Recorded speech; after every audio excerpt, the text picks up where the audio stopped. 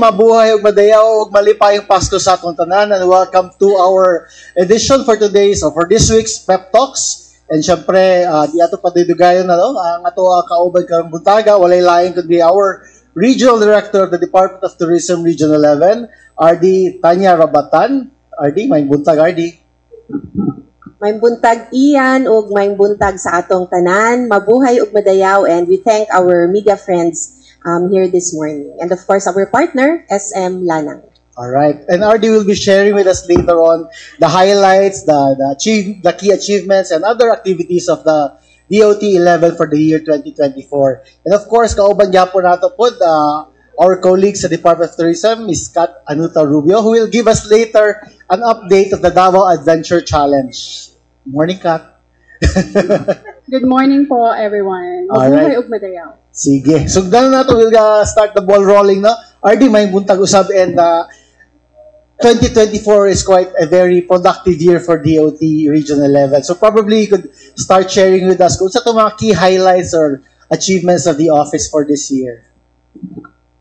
Once again, thank you, Ian, and good morning. So we've been doing these pep talks with SM Lanang for 3 years na ba tayo? Oo. So, we're about to end 2024, and we have agreed, I think this is the first time also that we will be doing this, no? So, we will share actually with you several initiatives that our office has undertaken for 2024. These are just the highlights actually, kasi baka matagalan tayo pag i-share natin lahat, but let me please start by, on the screen you can see all our existing current domestic connections, no, flying in and out Davao City. So ito na lahat yung ating mga connections, and we're very thankful na most of them are back, no, since the pre-pandemic time, and there are actually new routes. Quickly, we'll also share our existing international routes. So we have Singapore. I think this is flying, 6 times weekly. We have Doha flying 3 times a week. Hong Kong is flying 4 times a week. And for the Bangkok route, 4 times a week. We kindly, of course, ask our media friends to also help promote all these connections. Now, for our initiatives and projects for 2024, I'd like to start with this because just this year, na-release yung Executive Order number 28 by the LGU of Davao. It's actually an order creating and establishing the Air Service Development Committee in Davao City. This is really very relevant because, by the way, members of this committee are coming from several key national agencies, the LGU, and public, private partners as well. We will be working together to help promote the routes I've just flashed on the screen earlier, and we will also be working hopefully to establish also new routes. So that's the purpose of this committee. We have already convened last October, and we already also did a workshop last November. Now, we also did a workshop with the Davao Tourism Association because they already have actually created or developed a roadmap for sustainable tourism. And we're very thankful with that initiative of DATA. That's why we supported them through also a workshop to come up with actionable plans for 2025 so that to help them achieve this roadmap. So we're really gaining strength in our Dive product. No? In fact, this year, I was privileged to receive the World Tourism Awards granted to the Philippines, of course, through the leadership of our Secretary, Cristina Garcia Frasco.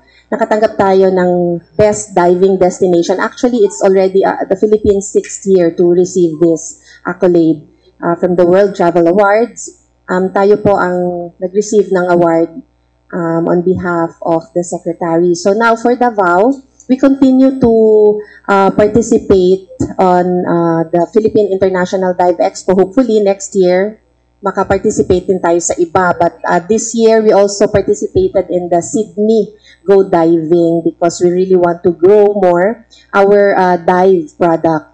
Siyempre, third year natin this year and it's going to be our fourth next year, yung Davao Dive Expo. So again, we request our media partners also to please help us promote this program and event of the DOT-11.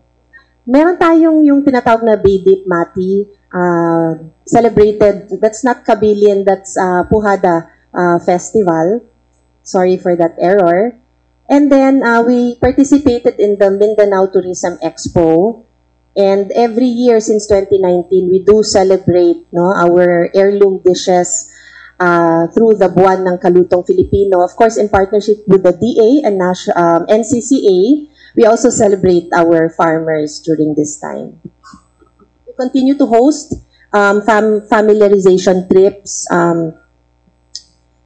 One of these is the Philippine Travel Agencies Association. We hosted around 30 of them. We took them to Davao Oriental. We have a very nice circuit in Davao Oriental and they only have very good words to say after the fam trip. Of course, we did host several Singapore travel agents. This is, of course, a result from our the roadshow we did in Singapore last 2023. So several agents came here and we took them around. Sikat was actually the one who took them around Samal and Davao City, and of course Davao de Oro. And then we participated in the Go Philippines in Singapore. We continue to, we launched the Davao Adventure Challenge. Later, Kat will give a report on this. Just last April, and this is supposed to run for 1 year. So part of that, to develop this program is, of course, to validate the areas to be included, the sites to be included in this for their challenges. I think kasama natin dito yung mga winners din natin. So later we will also introduce them to you. We also did develop the MICE guidebook. Actually, ito na yung pinaka-guidebook natin. And actually, a lot of partners appreciated this because it really features all the key attractions, activities, our festivals here in Davao region. So actually, we can share this with you. We have a digital copy, so we can share this with you. So we did a road show in Australia last September. A very successful one, and as a result of that, binisitahan na rin tayo ng agent based in Australia, and we really hope to build the Australian markets. And syempre ang key mandate ng DOT is on training, so we do a lot of trainings all throughout every year. So these are just highlight of the trainings that we did in 2024. I'm not gonna mention each one of them anymore. Next slide. And of course, we want to build also the halal tourism. So it's also part of the training that we do. And of course, key mandate of the DOT is also on accreditation and standards. So these are the activities we do. The key activities, only the highlights. But of course, we do so much more, so many more. And these are the efforts done by our accreditation team. Next slide. So I guess that's the end of my presentation. We really want to keep it short, but the last slide you will see, for those of you who haven't yet, please like and follow our page para you're also updated of all the activities being undertaken by the Department of Tourism. So that's the end of my presentation. Salamat. Thank you very much, Charlie, for giving us an overview of what happened the last 12 months for the Department of Tourism Region 11. But before we proceed with the Davao Adventure Challenge, I'm sure our mga media friends have a lot of questions regarding the activities and highlights of achievements of the DOT. So we're gonna start. Who's gonna start? Yes, Jandi.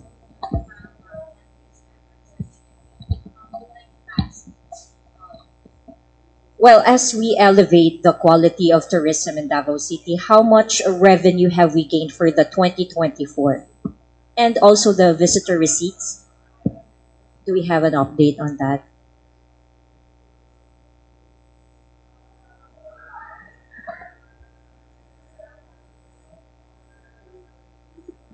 Kasi nag-close ang 2024, so I have the data for 2023 on the receipts. This is for tourism receipts, no, based on, of course, the arrivals natin. So it's 29 billion 320,690.36. So that's for 2023. But as of third quarter of 2024, we have garnered around 2.6 more or less million visitors already. Do we also have a data on the tourism-related employment? It's we do, but we only kasi collect for the DOT accredited because that's what we monitor. But of course, meron tayo niyang record sa PSA which we can also access and share with you, but not right now. Ma'am, I remember Ma'am Jennifer Romero told the media that they will be discovering more attractions in Davao City, especially in Marilog District. How's our coordination with our indigenous peoples community, especially the leaders, when it comes to developing the area, since it has high potential as tourism destination? So we have, right now we're actually looking at developing more community-based tourism and ecotourism sites. But meron tayong under protected area, meron din tayong hindi covered ng protected area. Right now, DOT sits in partnership with the DENR doon sa Regional Ecotourism Committee. In fact, kami ang chair for in the next two years. No? Nagre-report sa atin yung mga focals ng DENR sa protected area. So we also seek in collaborating so we can develop and help also promote these sites because they're very interested, especially when we presented them yung Davao Adventure Challenge because several sites featured in the Davao, or we call it DAC, no, are operated by communities. And upon seeing that, they really saw that there's a potential for that. No? It can really be a platform to help promote also those areas. But I really tell them, and we work hand in hand, the developing that is really very important. No? Yung sa ground muna talaga tayo. We have to strengthen yung ground. Now, yung going back to your question, we are really in coordination also with the LGUs because whenever we develop a particular site, kailangan talaga important for us na endorse siya ng LGU. So, with that, kung ano yung priorities ng LGU na i-develop na sites, we work hand in hand with them. So, how do we identify this? We're actually in the process now of updating our regional tourism development plan. And with that, we're doing inventory. We sit down. Actually, bago lang ang Davao City, nag 2 days na tayo na workshop. So, tinitingnan natin ang inventory para makagawa tayo ng circuit. And we seek also how to, what trainings, no, to give, and sino ang pwede nating i-partner para makadevelop ng isang site. And then when we see na pwede siya, for example, ma-enroll sa DAC or in other ways also, then we help them. Okay, ma'am, dito ako sa flights natin. If I'm not mistaken, we have launched 3 flights, local flights from Davao this October yata, if I'm not mistaken. How is it going so far, and especially sa tourism natin? So, actually, I was just with Miss Michelle de Guzman of SEBPAC recently, a few days ago, and they're very happy naman with the new route that was launched. But of course, we gave them our commitment, and I am working. The DOT is working also with the DOT counterparts in those areas, so we can also help strengthen the route more. Syempre, bago pa siya. But so far, okay naman. But of course, we need to really, for sustainability, now we're collaborating, and we do have several activities identified also to do for 2025 to strengthen those routes. Last question. Yeah. Last question na lang, ma'am. What are we looking forward in 2025? Ang direction natin sa Regional Tourism Development Plan natin is, syempre, balik tayo, no, sustainability talaga, no, responsible tourism. So, we will be expecting to hopefully seeing more developed eco-sites with in coordination of our local government units. I'm hoping through the efforts that we've been doing, I'm hoping that we will gain a bit more international travelers because we do have Samal, we do have other circuits, no, outside Davao City. We hope to have a stronger pa na MICE. We were very strong already in MICE, but we hope to grow that, no. We have a stronger MICE product next year, and we hope to welcome new investments na tourism related. And syempre, yung standards mas ma-elevate pa sa yung we're doing the Filipino brand of service, basta customer service, ma-elevate pa natin yung Filipino Davao standards natin sa hospitality. Thank you. Okay, Ma'am Armando Feniquito of Radyo Pilipinas.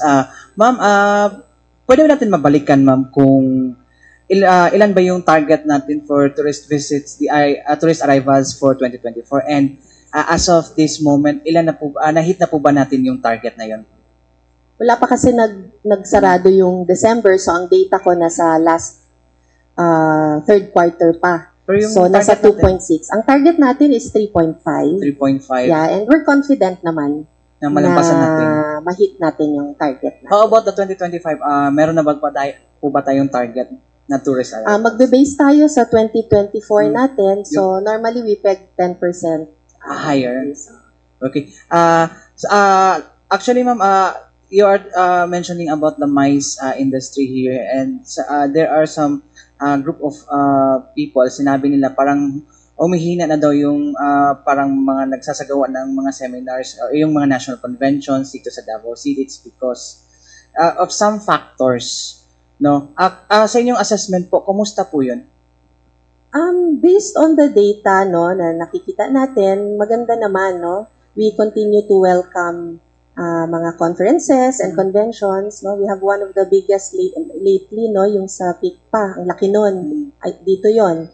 So, base naman sa coordination natin sa LGU and sa several hotels, maraming ganap naman na mga meetings, no, yung mga MICE natin na activities.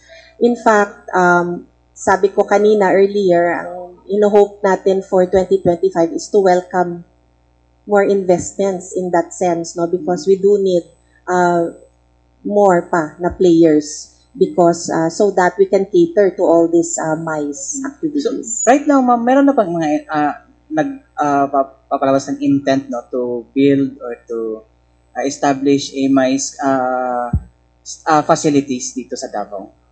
So far, wala. Yeah. Mauuna kasi talaga yan sila sa LGU because, you know, they need to coordinate, no, sa land, sa mga permits nila. But ang alam natin, merong mga mag-open na hotels, hopefully next year or within the first semester. And may mga conference room yon, may mga ballroom, and then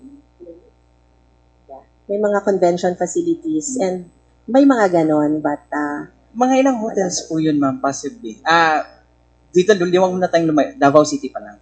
Mga tatlo eh. Tatlo? Oo, tatlo. And it can be more. Yeah. Mga possibly ilang star yun na hotels, Ma'am? Hindi pa natin masabi because, you know, the star rating, third party yung gumagawa. So far now, may mga, they have to signify also kung gusto nila magpa-star rating, but tingnan natin pag natapos na. We can, yeah. Yes po, Ma'am. Lasa lang po, Ma'am, with regards sa sinabi nyo na air connectivity natin, it's because this year maraming nadagdag sa ating mga destinations, direct flight from other, isa na yung Davao to Thailand. In 2025, Ma'am, posible ba itong madagdagan? sana talaga. we're very hopeful na sana madagdagan. Especially now, marami naman na nag-e-effort talaga na magkaroon ng more connections, and then we are working hard to develop more circuits para mas marami tayong ma-offer. We're working hand in hand through the Air Service Development Committee. We're working hand in hand with other agencies kasi sa kanila naman yung mga cargo and other sector as well. So, pag ma-strengthen natin to, then hopefully, maka-help siya sa pag-decide ng mga airlines to put more flights. So, do you have a parang tawag nito ma'am, interagency meeting no to materialize this no para na madagdagan kasi yung iba they are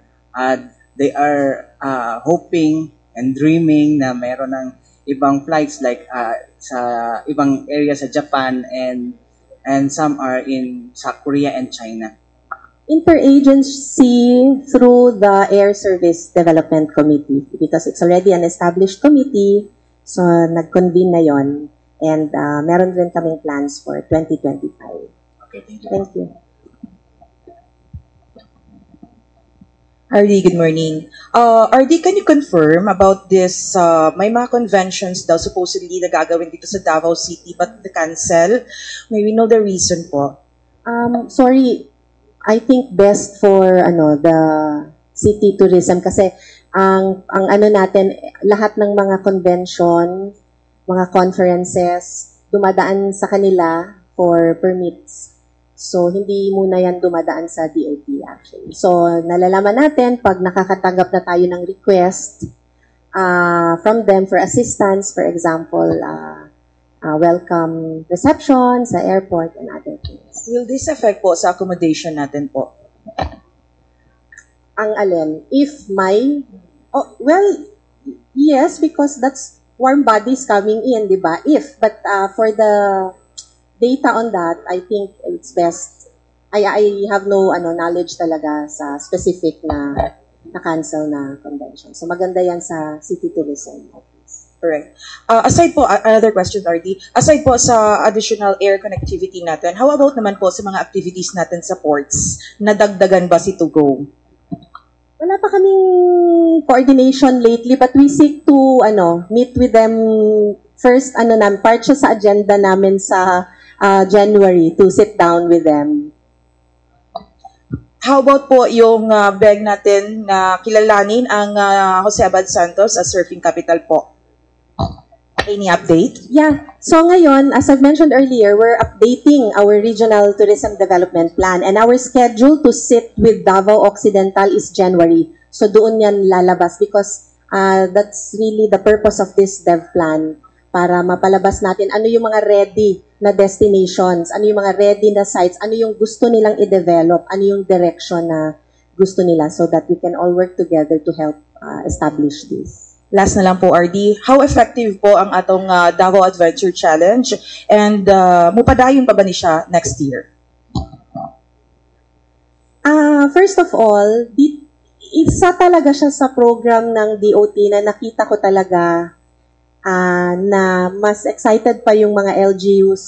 I think, na-feel ko yon na mas excited pa sila more than us. So, doon pa lang makikita mo na kaagad na magiging successful yung program.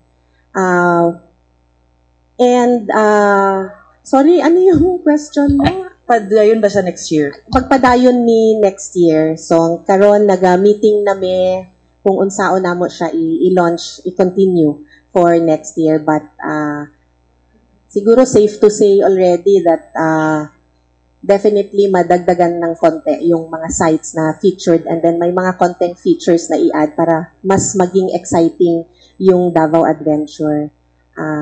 And sana mas maging open pa siya, not just sa Davao region for yung mga challengers, but coming from other regions mag-participate. Follow-up attorney. Follow-up attorney. Sorry. Buti di mayor. Follow-up RD. Speaking of yung Davao Adventure Challenge, sorry hindi ako kanina. Ilan po ang naging participant natin for this year? Sige. So siguro best, later Kat will have her time to present. May report siya niyan. Exactly. But let me take this chance na to invite you kung na mag-challenge, magsali sa challenge. Yung out of the 17 sites dyan, siguro 11 na try na namin yan. Enjoy talaga masyado. So, i-career namin yan. Dapat matapos namin lahat ng sites. Kaya mo yan.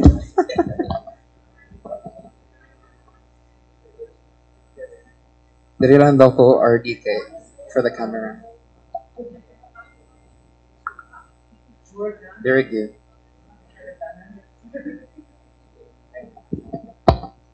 Sige yan. Good morning po, RD. Pwede ba pahabol na lang sa DAC question po, RD? There are 17 sites, RD. Na ba yung mga nakakompleto at RD? Or later na lang yan? Sa lahat ng 17? Yeah. Wala, pero meron ng naka-ultimate conqueror. 16 na. Yan yung highest tier. So, meaning nakatotal ka ng 500. Yung minimum natin, no? 500. So, i-earn mo kasi yan every time you visit a site, may corresponding points yon. So, marami na tayong naka-ultimate conqueror, which is the highest. I've been to Maragusan din po, for the DAC, no? With the DOT. Pialitan? Yeah, Pialitan. Sama ba tayo? Yes po, RD. Ano pa po yung mga areas to be determined natin, RD, na specifically on yung mga medyo malalayo talaga na provinces, no? Yung identified natin to be included for 2025? Wala pa kaming specific na mabigay na area. It's very important for us na endorse siya ng LGU. Pag merong mga na-endorse, which lalabas din yan during the RTDP natin, we will meet with the counterparts natin, mga tourism officers in other areas. Pag meron silang ma-endorse, bibisitahin namin and we will see if pwede siyang isali. Kasi there are a lot of considerations. It's not really basically yung maganda siya. Oo, may marami tayong considerations. So, magva-validation, pa tayo. Just like what we did. Kasama ka nun. That's a validation activity. So, nakita namin na pwede siya. So, nasali na siya. Okay. And last na lang po, RD. May mga nabasa po kasi ako online na just though joke lang siya, RD, no, na parang sinasabi nila na you're encouraging people na Davao life is here, visit Davao City, mo na yung nagka-traffic karon. Murag ana god ang RD. What's your take about this or any comment about this party? Parang hindi siya for holiday rush siguro. But I cannot, I have no comment for that. But that DOT will still continue po on promoting, of course, Davao Region for the next years. Oo. So I mentioned earlier, ang direction natin next year is really sustainable and responsible tourism. So with that, we don't just focus on the numbers na. So dun tayo sa quality, so not the quantity. So that's sustainability and responsible tourism. But of course, we seek to grow MICE, and that's why marami na ring pumupunta for the MICE activity. And then we're also promoting the outskirts to support that, para meron silang mapasyalan other than what we have here, because there are so many more that they can visit sa labas. So yung whatever development na nangyayari, nafe-feel din yan ng mga neighboring provinces. Thank you. Hello, RD. Good morning. Jim Ray from SMNI. RD, I would like to ask, you've mentioned a while ago, for the third quarter this year, 2024, there are more than 2 million tourist arrivals. Okay, may I know, may I know kung ilan yung foreign doon at domestic?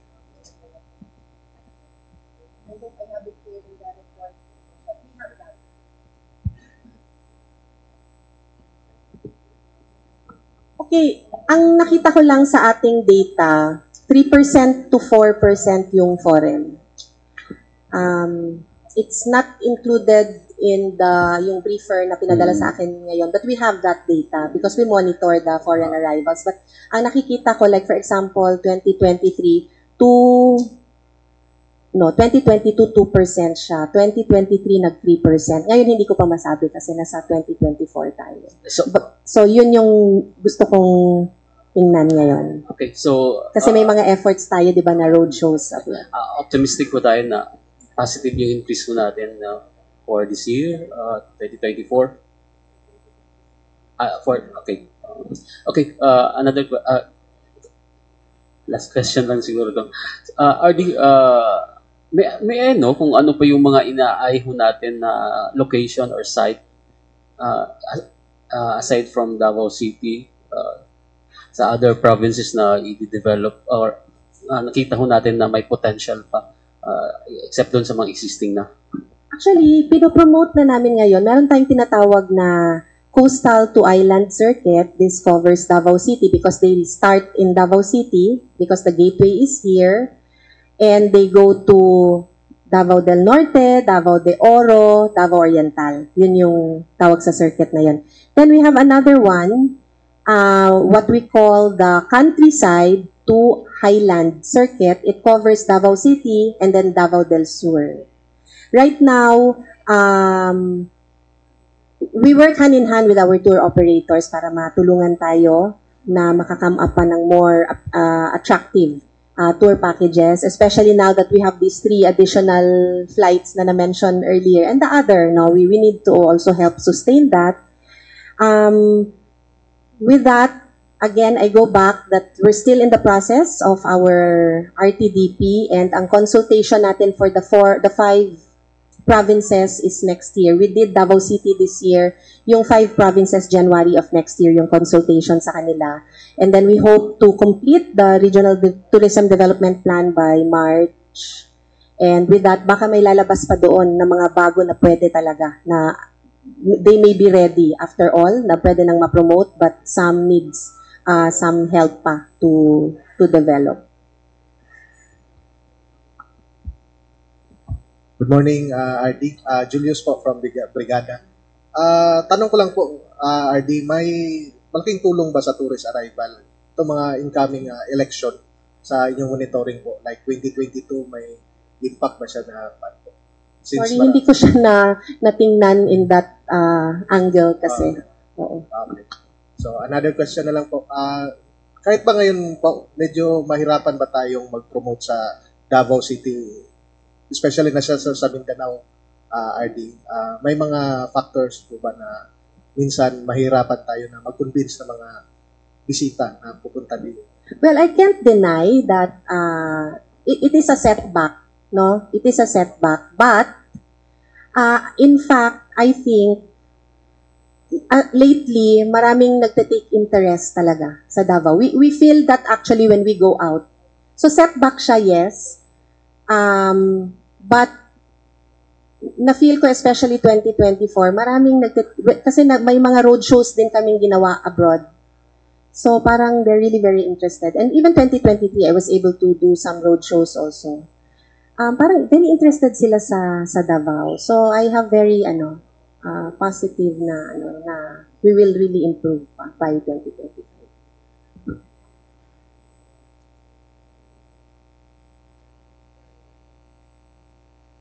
Alright, right before I ask the question to Ma'am RD Tanya Rabatan, let me just greet you, mabuhay og madayaw, gikan sa dakbayan sa Davao. Actually, I just have to straighten up the question in regards sa plans.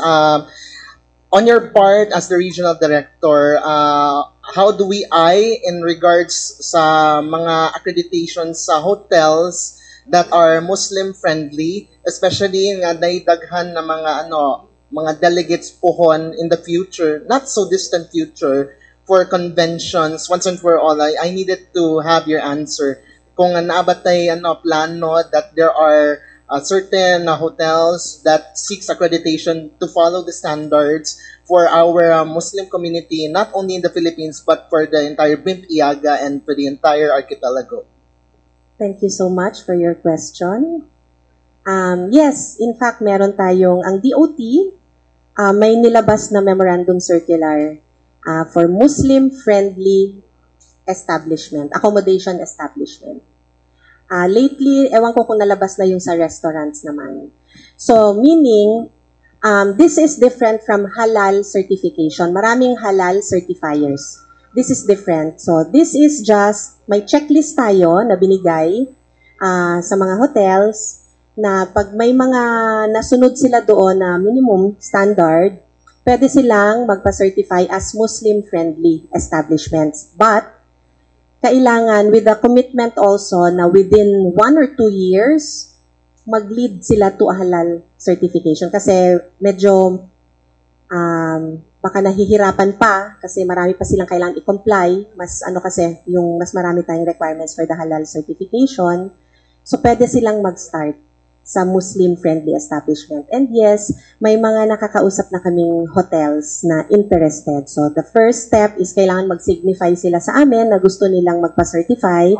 And then the second step, we forward that to our central office and then bababa sila dito to inspect these hotels para ma-certify sila as Muslim, DOT, Muslim-friendly.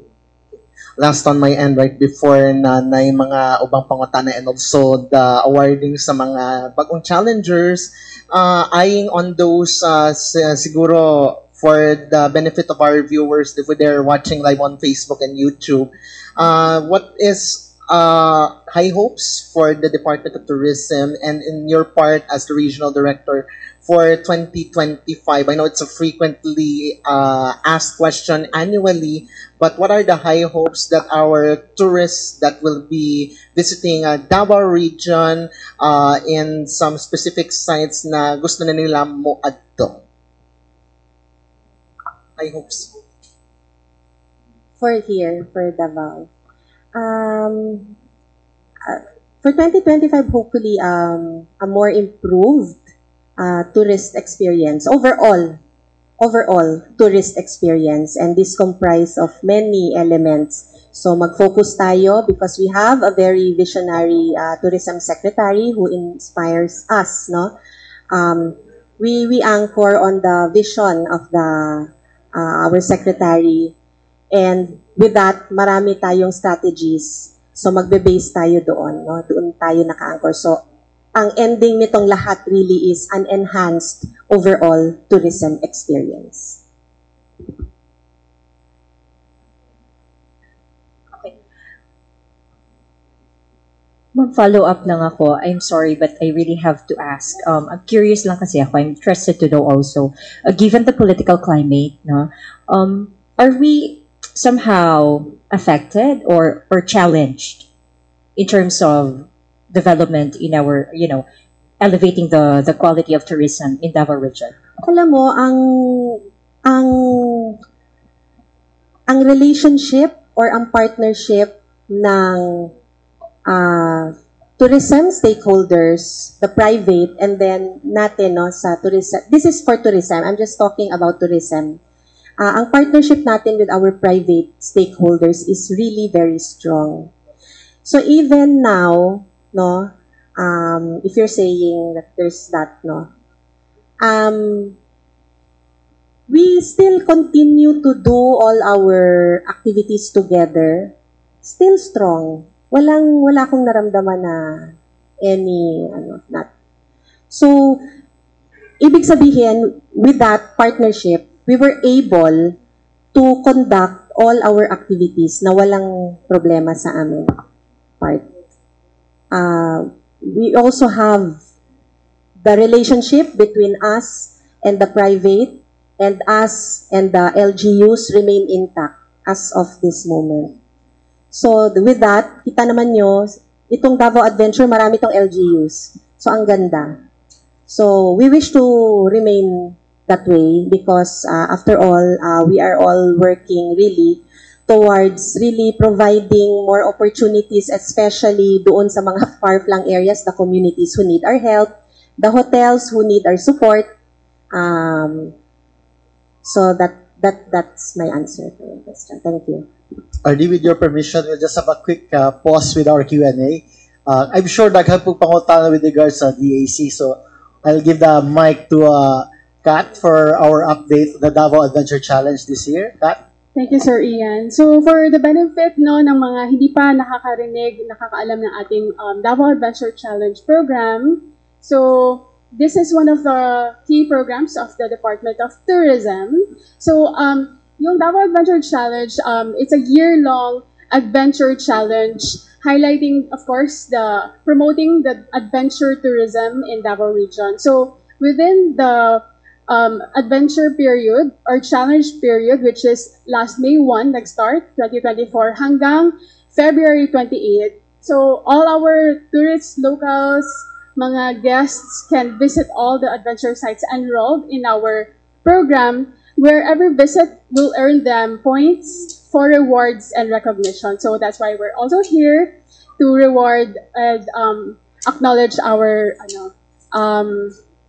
mga challengers. So, ang rationale for this program is, of course, alam naman natin, no, we have a diverse natural features. And number one na dyan yung Mount Apo. Since 1990s, kilala na tayo, no, for Mount Apo and mountaineering. And aside from our mountains, we have really nice dive sites, caves, water activities, no? So that's the rationale behind it, is really to promote our outdoor tourism. And our objective specifically is, number one, to position Davao as a premier adventure destination, not only in the Philippines, but outside the country, also Southeast Asia specifically. Also to help our community-based ecotourism sites who manages these adventure destinations, and of course to have this program to offer authentic, diverse, and sustainable experience. So again, for the benefit ng ating mga new viewers,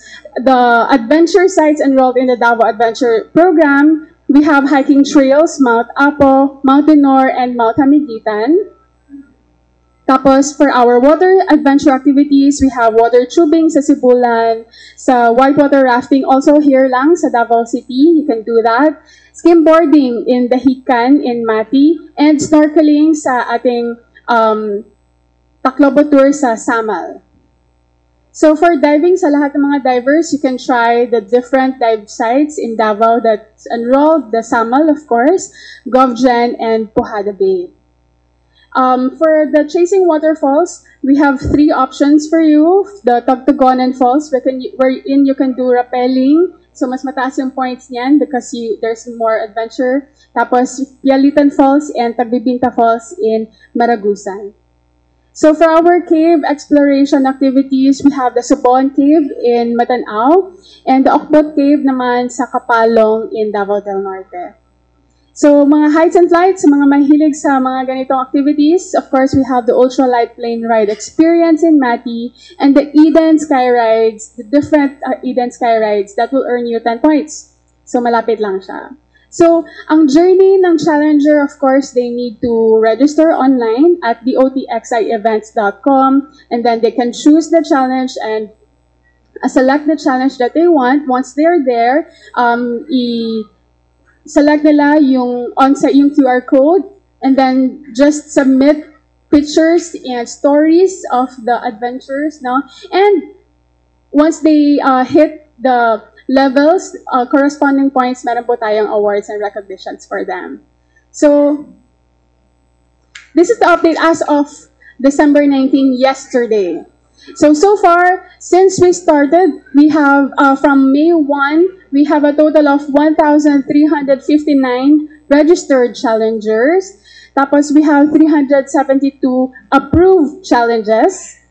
We have 7 participants to reach Ultimate Conqueror. So, ito yung mga naka 500 points up. And then, 17 top scorers at 150 points up.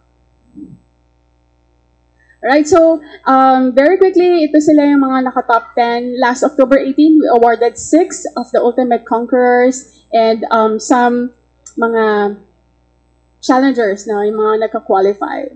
So, we also, since we have this web application, we also can monitor the unique visits per day. So, makikita natin like maximum unique visitors per day, 114, minimum is 59, etc.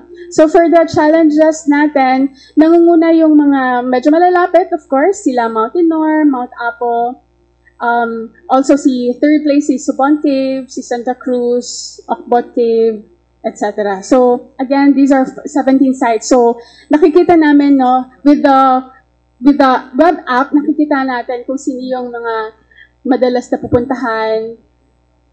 Yan. Yeah, so far yun po yung ating update, sir.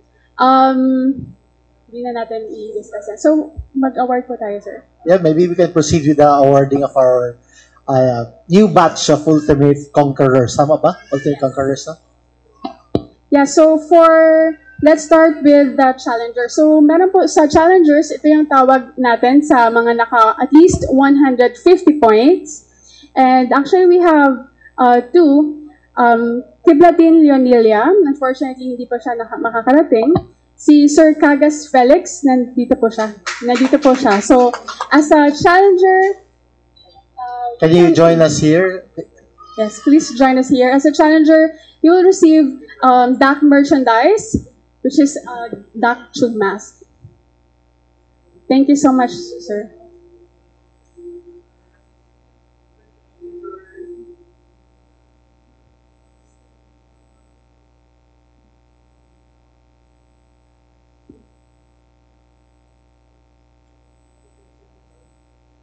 So si Sir Felix completed 4 challenges and ang total points niya so far is 170 points. Congratulations, sir.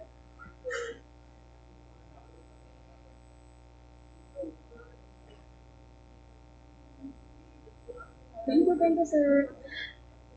Yes. And then we have mga Voyagers, ang tawag sa mga naka 200 points. We have Edsel Andre Padas. So, 200 points, meron siyang DAC merchandises, tube mask, and DAC cap. Baka pwede mong isuot yung cap natin, sir.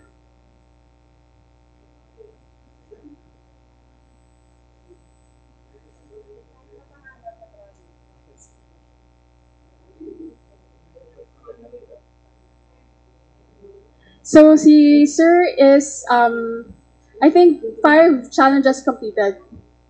Alright, so we also have another Voyager at 200 points exactly with 6 challenges completed, si Miss Sheila May Bahinting. So, Miss Sheila will receive DAC merchandise from us, DAC tube mask, and DAC cap.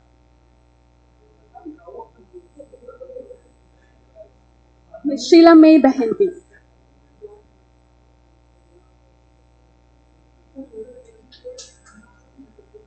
Congratulations! Yeah, so meron din po tayong isang naka 290 points, 10 points na lang, no? But unfortunately, hindi yata siya naka-attend. Si Miss Catherine May Asilo. Yeah, for 290 points. And then, we also have 210 points. We'll proceed with the 370 pointer or Explorer siya RD. Naka-complete siya ng 9 challenges in total. So she will receive DAC tube mask, DAC cap, and some prizes as well. Tawagin muna natin si Miss Iracel Tumilak.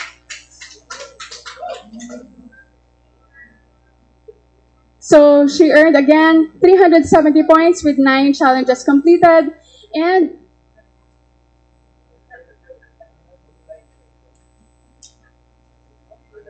she also received, of course, Columbia Neck Gator, DAC medal for Explorer SMGC, and yeah, yun po. Alright, so ang ating Ultimate Conqueror na i-award for today has earned a total of 500 points.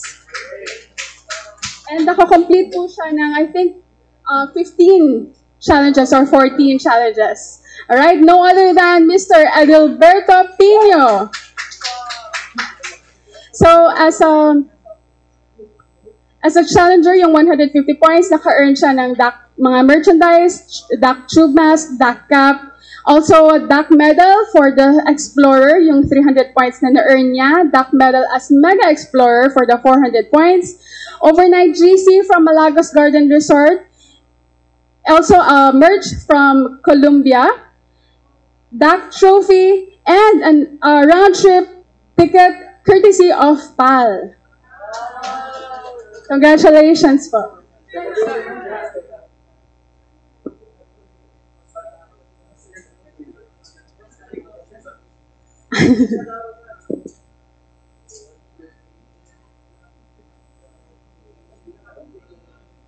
Congratulations, Sir Edilberto Pino. Yeah, can we have a group photo from our... Can we have all the awardees? Kindly wear your caps. Katong wala... Ay, sorry, provide... Napan sir tayo extra no nga cap? Madaot yung hairstyle. Napabatay caps? Napatay cap. Katong cap na lang, cap. Napatay cap. We'll have a group photo katong mga awardees. Everyone, dito sa tunga. Thank you so much sa lahat ng ating mga sponsors. Of course, kay SM, PAL, also sila Cebu Pacific, and Columbia.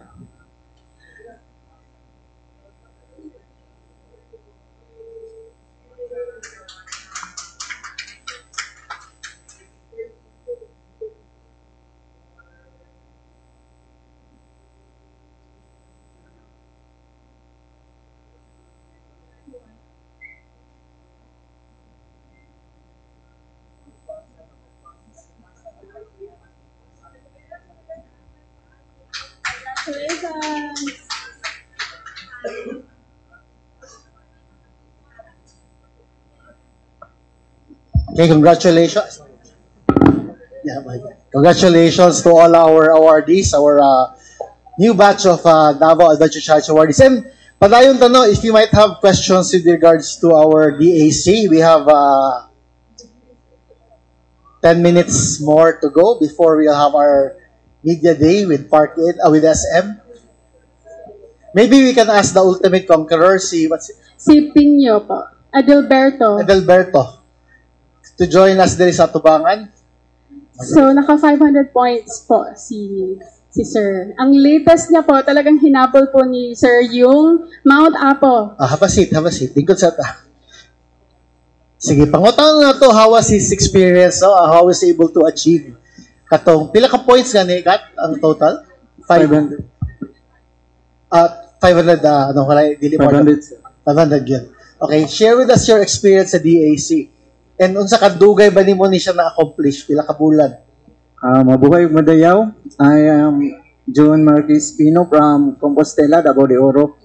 Then first time na ako nagpa-register ani katong sa Kapalong mi ang Sir Nonoy nga parkon. And I experience na mo dito ang Tagtugunan, canyoneering, then ang Okbot Cave. Then actually ang first batch sila Kaloy, mo akong kabatch og sila John Mark atong mga awardee dati sa DAC 2024 tong first batch.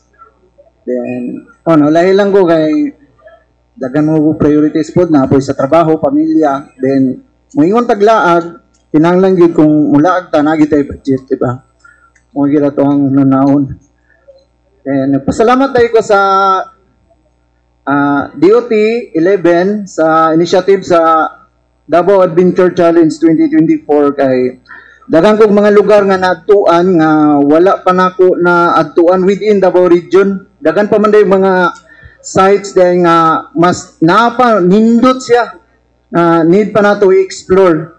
Kung ikaw adventurous nga tao, ang kining DAC 2024 is money para sa imuha. Then complete na ko ang journey sa challenge within 6 months from May to July to December. Yeah. Asa dito pinaka-exciting destination na ito? Highly recommended na ko ang sa caving, ang Okbot Cave sa Kapalong, din sa water trails, ang Davao water rafting sa Davao River. Then sa hiking, syempre ang Mount Apo. Nindot kayong boulders dito, mahimo ka nga iskindi. Tungod sa kabugnaw. Oo. Ardi, nakay gusto ipangutana, Ardi, or message? That you embarked on this journey, but nag-ultimate conqueror naman ka, maybe you can invite others because of your experience. You said, we're really happy no na marami na tayong actually nakausap. This is not the first time na nag-join ng Davao Adventures that they found out about other sites and destinations through Davao Adventure Challenge. So we're very happy for doing the challenge. Maybe we can ask him to invite others to join, and then hopefully we'll see you next year. Sa katong mga adventurous nga tao diha within Davao region or sa whole Mindanao na maabot diri sa Davao region, gin-invite mo para sa Davao Adventure Challenge 2024 by DOT 11. Okay, daghang salamat. Yes, question. Before mahuman ang February. Ma'am? Are we positive na matapos ni mo ang mga challenges nga nabilin? Dili na ma'am, okay na ko ma'am. Kaya na, ultimate conqueror na ko. For me, tama na to siya ma'am. Napa pa ba tayo pangutana with regards to DAC, Carlo? Ay, Arman na pala. O, Carlo. Mangutana na lang ko sa conqueror kung mahimo kanang unsa pinaka-difficult na imong giatuan within the challenge nga imong gisabak. Pinaka-difficult yun. Ang difficult, basta mingon tayo inana, as a challenger, katong mga first time experiences nato, ang pinaka-difficult sa kuha, ga-hiking mo tuod ko, ang Mount Apo. Kaya kinahanglan na siya survival, maka-survive ka sa boulders. Then, pag abot mo sa taas, ma-amaze ka sa nindot kaayo nga scenery o landscape nga mahatag sa Mount Apo. Makaana ka nga, grabe ang Ginoo. Yun sa man ipagbuhat ni na bukid. Marat sir. Grabe imong pagampo nga unta makalingkawas ka going to the top or katong sa area nga safe lang. Yes, sir. Kinahanglan makasurvive yun ka, sir. Makaabot yun ka sa peak para makonquer nimo si Mount Apo. Okay, thank you, Carlo. Ano na pa ba tayo questions? You have other questions with related to DAC? So, with that, we'd like to wrap things up with maybe we'll ask RD for a short Christmas message to our media friends and for Pep Talks. RD? Siguro mag-start ko sa gratitude. We're really very, very grateful for 2024, and more than that is really the partnership that we have. So grateful kaayo ko sa atong mga media friends, media partners out here, and of course sa atong mga partners also na private stakeholders, sa mga partners nato sa local government units, and as well as sa mga fellow national agencies nato. We're grateful for the partnership, even the friendship more than, no? And we hope that we will continue to nurture this partnership and friendship para sa 2025 we will really be able to do our work well and ma-implement nato ang mga programs na intended for next year through this strong collaboration and partnership with all of you. So my wish is, of course, what we always wish for is really to have peace, joy, and love. So, love the Philippines, love Davao. Thank you. Thank you very much, RD, and to our media friends. Daghang salamat for joining us, and hope to see you next year, no? And for supporting our platform, thank you very much. Padayon ta, so we'll have an outlet sa mga all the things developments in the tourism industry through Pep Talk. So, then to SM Lanang also, thank you very much for supporting us every year. Natay coffee and snacks all the time. So, with that, I'd like to wish again everyone a Merry Christmas, Happy New Year. And RD, thank you so much for your time and cut. Daghang salamat. And to our winners, daghang salamat.